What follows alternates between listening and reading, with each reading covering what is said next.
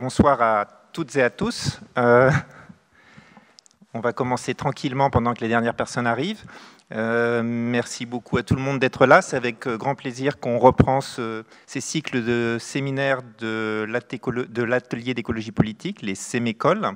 Alors juste quelques mots de présentation s'il y a quelques personnes qui ne connaissent pas encore tellement la formule. Donc ce sont des séminaires proposés par l'ATECOPOL, l'Atelier d'écologie politique, qui est un collectif de scientifiques de la région toulousaine, donc du monde académique. On est à peu près plus de 200, qui nous sommes réunis autour d'un programme d'écologie politique qui est, en deux mots, face aux ravages écologiques, de partager les savoirs entre toutes les disciplines et avec tous les publics, pour tenter de transformer la société pour éviter ces ravages, justement, en tout cas, ou leurs conséquences. Le Sémécole est donc un séminaire qui est soutenu par la Maison des sciences humaines et sociales de Toulouse, par le LABEX SMS, et il rentre dans le cadre de l'école doctorale. Donc la plupart des étudiants et étudiantes qui se sont inscrits dans leur cadre de leur doctorat sont normalement au courant. Si vous n'êtes pas au courant, il faut, d'ici à la fin du séminaire, venir signer la petite fiche ici pour que votre participation soit validée. Alors voilà, vous avez le plan de ce séminaire aujourd'hui. Je leur dirai quelques mots sur notre invitée Cécile tout à l'heure, mais juste pour vous dire que c'est avec grand plaisir que nous l'accueillons aujourd'hui. Donc Cécile est en France pour quelques semaines actuellement, elle vit au Japon sinon, et donc c'est une spécialiste de Fukushima, et donc c'est pour ça qu'on a fait ce séminaire assez rapidement et spécial pour profiter de sa présence, et on est très heureux qu'elle nous ait fait l'amitié de venir spécialement de Paris aujourd'hui pour être avec nous. Alors, donc ça, c'est le premier Sémécole. Hein. Il est un peu spécial, ce séminaire, parce qu'il marque les 5 ans de la naissance de l'atelier d'écologie politique. Et pour peut-être certaines personnes s'en souviennent, hein, c'était concrétisé, cette genèse, en septembre 2018 par une série d'une douzaine de conférences scientifiques pluridisciplinaires. Et ces conférences ont servi de modèle et ont lancé à la fois la TECOPOL avec une petite vingtaine de participants et participantes et la formule actuelle du Sémécole sous forme de conférences scientifiques de niveau universitaire, mais accessibles à tous les publics et dans des lieux publics de centre-ville. Il a permis aussi au Sémécole de trouver son public, hein, notamment avec le soutien constant à la fois d'Alternativa et de l'Université de Toulouse, ce qui en fait une formule assez originale. Donc en 5 ans, notre initiative, qui était modeste, hein, a vu son nombre de scientifiques membres de la TECOPOL multiplié par 10, la création d'autres collectifs d'écologie politique partout en France, et la multiplication d'actions dans les médias au sein de l'université, avec le soutien de la MSHS, donc dont la TECOPOL est plateforme d'expertise, et auprès des pouvoirs publics, avec notamment des interventions, des formations de nos noms auprès des services de l'État. Mais notre projet d'écologique est né d'un constat. Cela fait des décennies que des scientifiques sonnent l'alarme écologique, et pourtant, les émissions mondiales de CO2 ne baissent pas, les projets d'extraction de pétrole continuent, ainsi que l'ensemble des ravages écologiques. Et on peut voir une illustration dans cet article récent de Stéphane Foucard dans Le Monde, qui dit que même alors qu'on voit les constats encore plus nets, il y a même un retour apparent du climato-scepticisme. Donc on est vraiment confronté à l'impuissance des scientifiques. Hein, et on se demande quand notre système socio-économique, à l'origine de tout ça, va enfin changer. Alors cette inertie, c'est vraiment, voilà, l'alarme ne suffit pas.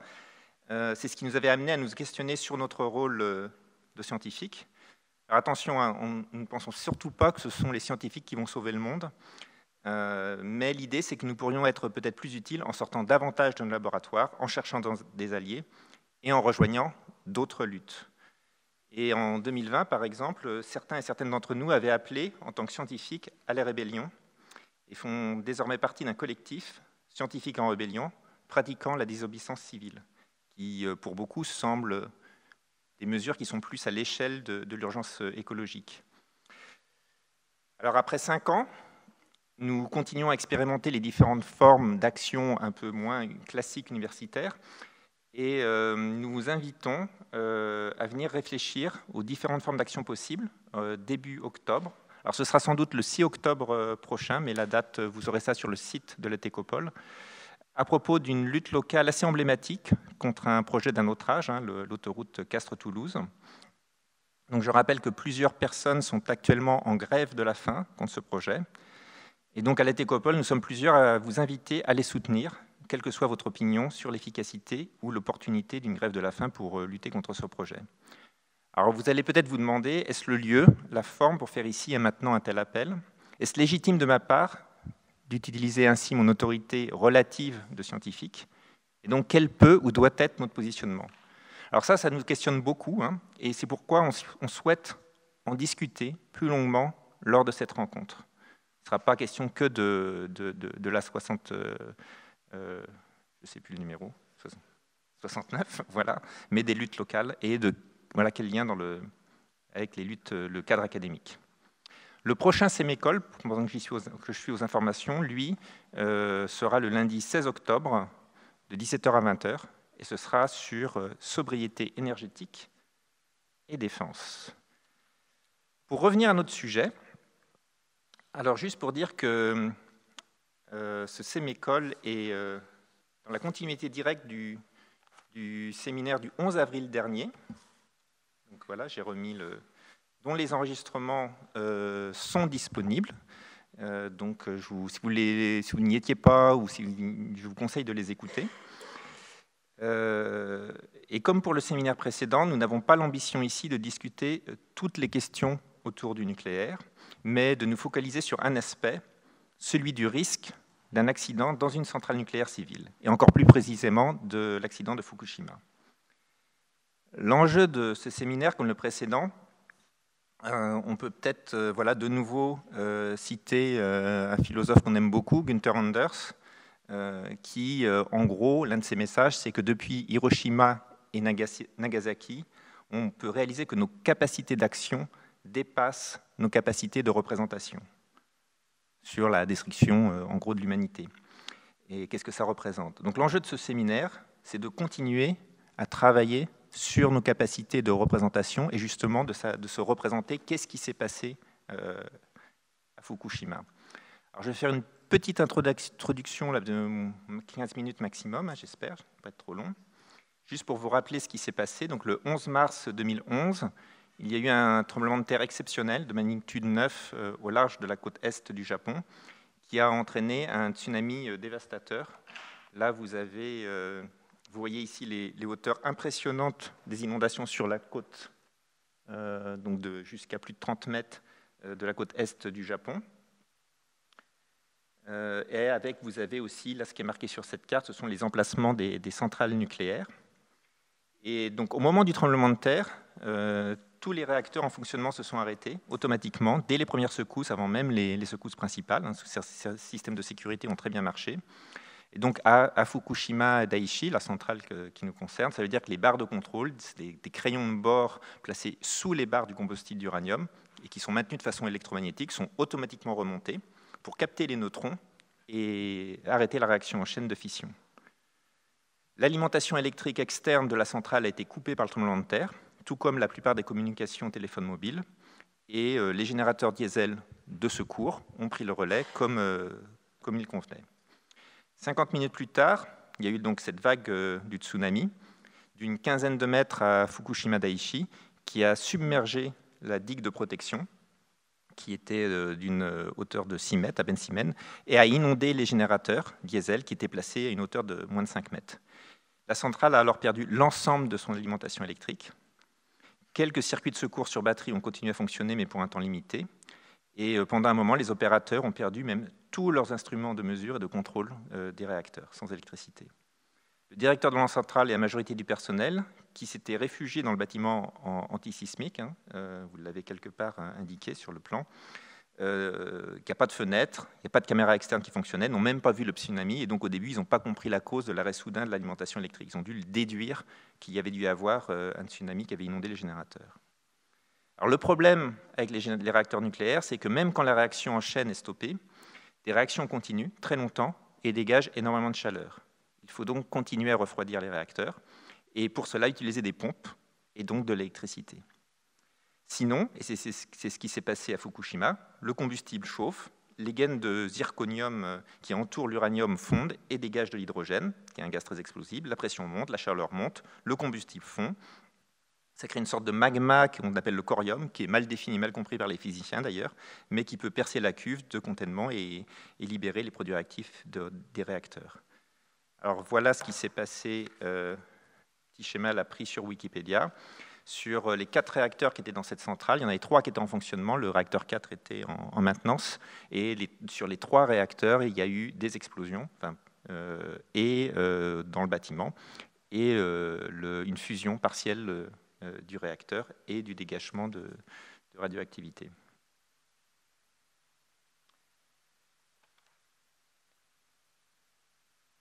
Alors aujourd'hui, les cœurs sont toujours en fusion et doivent continuer à être refroidis de façon continue, tout comme à Tchernobyl. Je ne sais pas si vous avez suivi l'actualité. Donc l'accident en fait est loin d'être terminé et la centrale est très vulnérable d'ailleurs à un nouveau tremblement de terre et un tsunami. Alors pour cadrer ça, voilà, j'ai rappelé juste les quelques, pour que tout le monde soit au courant de ce qui s'est passé, technique, c'est loin de raconter tout ce qui s'est passé. Pour cadrer la discussion aujourd'hui, je repartirai de cet article que m'a conseillé Benoît Pelopidas, notre conférencier de la dernière fois, et dont je recommande vivement la lecture pour les personnes qui lisent l'anglais, et surtout pour les ingénieurs. C'est particulièrement intéressant. Et moi, ce que je vais... Voilà, ça marche bien. Parmi les messages qui permettent de comprendre un petit peu le risque d'un accident nucléaire civil, classiquement, une gestion du risque, c'est qu'on évalue la probabilité de l'accident et ses conséquences. Donc on peut faire un calcul, une multiplication un peu entre les deux, par exemple des calculs coûts-bénéfices, comme font les économistes à partir de ça. Dans le cas de l'accident nucléaire, et ça, Sophie Houdard nous en avait bien parlé en parlant des textes, si vous voyez des années 60, je crois, de la sécurité américaine. Dans le risque d'accident nucléaire, il n'y a pas de gestion du risque comme ça, puisque la probabilité d'accident a été considérée comme nulle. D'accord ? Et donc, si la probabilité est nulle, il n'y a pas de multiplication à faire, donc il n'y a pas besoin de prendre en compte dans la décision de faire des centrales nucléaires les conséquences d'un accident. Voilà, j'ai une petite citation. Ce que disent ces auteurs, c'est que cette pratique s'est développée dans la moitié des années 70 aux États-Unis, parce qu'il était clair qu'à l'époque, s'il y avait une discussion publique des conséquences d'un accident nucléaire, il n'y aurait jamais d'acceptation publique de l'énergie nucléaire comme source d'énergie. Donc à l'époque, le risque est trop important, mais ce n'est pas grave parce que le risque est nul. Donc on n'en tient pas compte. Dans cette étude, il démontre comment, d'un point de vue des sciences et techniques, des études des sciences et techniques, que cette implausibilité est complètement mal fondée, voilà, qu'elle n'est pas légitime d'un point de vue scientifique. Et par exemple, ils disent que les calculs qu'ils font, c'est-à-dire ils ont fait des calculs qu'un accident devrait arriver tous les 6 millions d'années, voilà, suivant des choses comme ça, c'est vraiment basé sur du vent. Et que ça a été prouvé que c'était faux, puisqu'en de multiples occasions, il y a déjà eu des accidents qui auraient dû jamais se produire.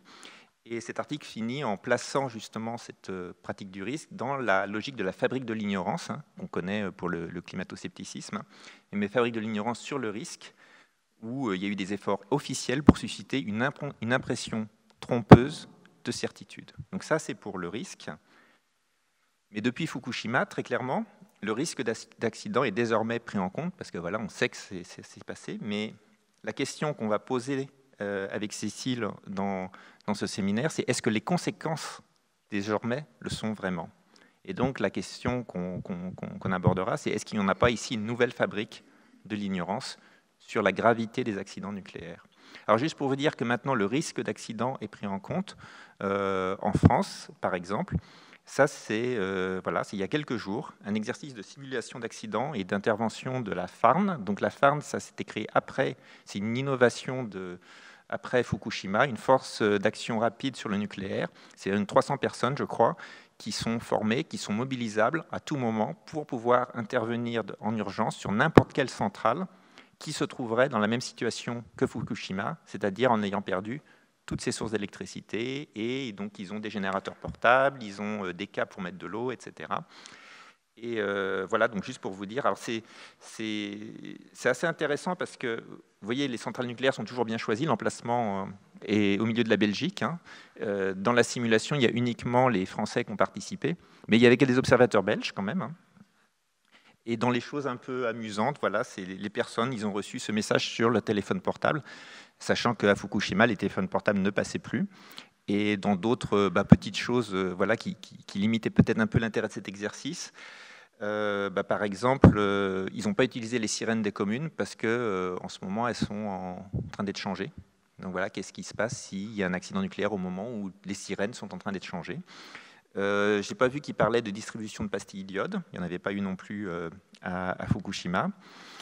Voilà, donc c'est des petites choses qui... Et puis, sur la simulation, le Code du travail interdit que les agents de la force d'action rapide travaillent 24 heures de suite. Donc, voilà, là, pendant la simulation, ils vont à l'hôtel le soir, alors que l'intervention est supposée durer au moins 3 jours de suite. Et de même, le Code du travail interdit que des personnes aillent sur des lieux radioactifs, alors que, on en reparlera peut-être un petit peu plus tard, à Fukushima, le personnel a dû s'exposer à des radiations supérieures à ce qui est normalement, ce qui est sûr, ce qui est autorisé. Mais bon, c'est juste pour vous dire que c'est pris en compte. Et, mais est-ce qu'elles le sont suffisantes? Donc c'est mon deuxième conseil de lecture. Pour vraiment comprendre, je vous conseille, ça c'est un ouvrage qui est paru en 2018. Ce sont des extraits de l'interview du directeur de la centrale de Fukushima, Yoshida, que vous voyez à droite là, lors de l'enquête. Et donc c'est des extraits commentés par ces deux auteurs. Et le témoignage personnel, subjectif et même émotionnel du directeur de la centrale qui décrit tout ce qui s'est passé est vraiment extrêmement riche et beaucoup plus en fait informatif, je trouve, et rigoureux que le rapport fait par l'Agence internationale de l'énergie atomique, publié en 2015, là, qui, dans son introduction, se veut en gros un rapport neutre et objectif. Et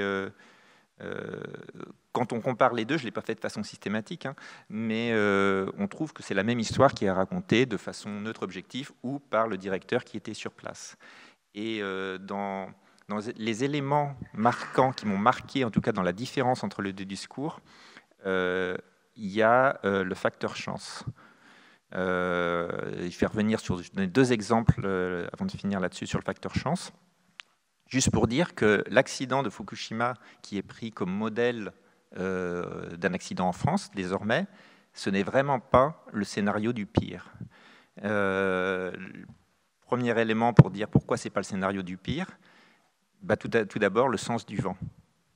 Voilà. Au moment où il y a eu le plus d'émissions d'éléments radioactifs, tout est allé vers l'océan, d'accord, et pas vers le continent, et notamment pas vers la métropole de Tokyo, qui est plus de 30 millions d'habitants, et même une agglomération, on parle de 50 millions d'habitants qui auraient pu se retrouver sous un nuage radioactif et donc être évacués si c'était le cas.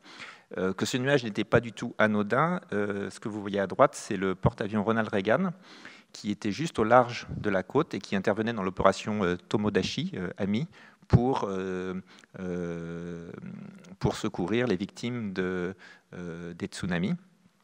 Et ils étaient juste sous le vent, et ils ont essayé de se déplacer, ils sont restés sous le vent. Et là, ce que vous voyez, ce sont les marins, à qui on n'a rien dit, qui sont en train de lessiver le pont, qui est complètement radioactif. On ne leur a pas donné de pastilles d'iode, etc.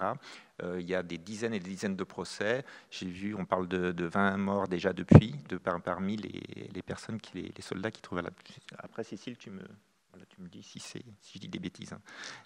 Voilà, juste pour préciser, parce que c'est important, ce que je fais ici, moi je suis chercheur en écologie politique, je ne me suis pas présenté, hein, pour ceux qui ne me connaissent pas, voilà, vous aviez mon nom. Donc je ne suis pas physicien du nucléaire, mais ce que je fais, ce qu'on fait souvent ici à la Técopole, c'est partager les savoirs. Donc moi ce que je partage, voilà, je vous partage mes bonnes lectures, ce que j'ai compris. Évidemment, si vous ne me croyez pas, je vous demande, c'est tout simple, allez vérifier, allez regarder les sources. Donc ça, c'est le premier facteur chance. Le deuxième facteur chance, c'est, voilà, il y en a plusieurs, notamment l'humain et le courage. Et là, j'ai deux petites citations de Yoshida. Donc, ce qui s'est passé pendant plusieurs jours, quand même peut-être dans le contexte, ça a été un défi absolument énorme pour Yoshida et les personnels de la centrale pour à tout prix réussir à refroidir les réacteurs qui n'avaient plus d'alimentation automatique. Et pour ça, il n'y avait aucun manuel, c'était hors manuel, ce n'était pas prévu. Et ils se sont débrouillés, ils ont inventé, ils ont réussi à trouver des camions de pompiers, ils ont pris les batteries des voitures, ils ont eu une inventivité extrêmement importante, mais aussi énormément de difficultés. Et dedans, ce qu'on voit dans cet enchaînement qui est absolument terrible pendant plusieurs jours, hein, des rebondissements de ce qui se passe, c'est effectivement le facteur chance. Et là, il y a cette phrase vraiment qui, moi, m'a dit. Et puis, par hasard, d'autres camions sont arrivés de l'extérieur. Voilà. Et on a réussi à augmenter la pression de partie et à un moment donné, à refroidir un réacteur et donc contenir pour pas qu'il y ait d'explosion supplémentaire. Donc il y a le côté improvisation, il y a le côté aussi courage, puisque ce que je vous ai dit, il a fallu essayer d'aller manuellement déplacer des vannes dans des milieux radioactifs, etc. Un autre exemple, voilà, un autre par chance, plusieurs camions de pompiers sont arrivés. Dans le discours de l'AIEA, il y a la même chose. Simplement, ce n'est pas dit par chance. C'est dit, à ce moment-là, des camions de pompiers sont arrivés. Quand on lit le discours de l'AIEA, on a l'impression que tout ça, c'est pas marqué que c'est hors prévision ou un peu entre les mots, mais que tout ça, c'est normal, c'est le processus de qu'est-ce qui se passe en cas d'accident, alors que c'était un facteur chance. Et il y a des remarques comme ça, c'est vraiment, ils étaient en lutte pour maintenir, pour refroidir, pour que les réacteurs ne fondent pas davantage, qu'il n'y ait pas d'explosion, etc. Et donc, pour eux, le risque, c'était que toute la matière radioactive, qui est absolument monstrueuse, des ordres de grandeur, moi, c'est même pas imaginable, justement. Parfois qu'on compte en nombre d'Hiroshima, mais voilà, je ne sais pas ce que ça veut dire, mais c'est beaucoup. Et pour nous, voilà, cela signifiait la destruction de tout l'Est du Japon. Le Premier ministre a fait le même type de remarque. Il a vu à un moment où il allait prendre la décision d'évacuer Tokyo, et pour lui, voilà, c'était la fin du Japon si on devait évacuer la moitié du Japon. Et ça, si ça ne s'est pas passé, c'est comme ce que racontait Benoît Pelopidas sur les accidents nucléaires militaires qui ont évité de justesse. C'est un facteur chance que ce n'ait pas été pire. Donc voilà ce que je voulais dire sur ce que je voulais partager avec vous, ce qui m'a beaucoup marqué en étudiant ce dossier sur le côté risque. Et l'autre chose qui m'a énormément, encore plus marqué, c'est voilà, les populations qui ont été exposées à Fukushima et qui le sont encore. Et donc ça, c'est le petit livre qui a été publié récemment de Cécile. Donc Cécile, ça fait 25 ans qu'elle vit au Japon.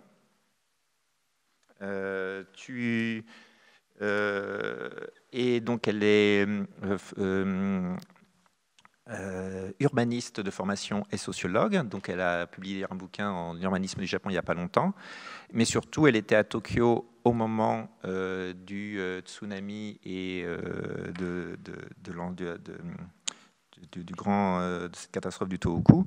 Et tout de suite, elle s'est renseignée, elle a fourni beaucoup d'informations à la presse en France, et elle s'est, à plein temps ou de plus possible, elle a étudié et utilisé ses compétences de sociologue pour savoir ce qui se passait et en informer notamment la France. Et elle a fondé, il y a quelques années, un laboratoire international, le Mitate Lab, qui continue, qui est un labo international du CNRS, à avoir une expertise multidisciplinaire pour étudier les conséquences de Fukushima. Alors, je ne vais pas vous en dire beaucoup plus, je vais laisser Cécile nous en parler pendant à peu près 1 heure. Il y aura pas mal de temps de discussion après. Normalement, l'horaire, c'est 17h30, 19h30. On a la salle encore après. Donc, s'il y a vraiment des motivés, on pourra continuer. Mais bon, voilà. S'il y a des questions tout de suite brûlantes ou autres, on peut en prendre une ou deux. Mais sinon, on continue. Et garder plutôt les questions pour la fin. Mais voilà, je ne vais pas être strict s'il y a déjà des questions maintenant. Et Cécile, tu prends des questions pendant le cours ou tu préfères attendre la fin ? Voilà, c'est mieux après, parce que sinon ça coupe le fil, et comme peut peut-être faire des diversions, et sinon ça va durer 3 heures. Et donc Cécile, merci beaucoup de nous avoir fait l'amitié de venir. Voilà, ça fait un moment que je suis des travaux. Tu avais fait notamment des articles qui m'avaient beaucoup marqué dans le journal du CNRS, avec voilà, une vision critique et complète de ce qui se passait. Et donc, c'est à toi. Merci.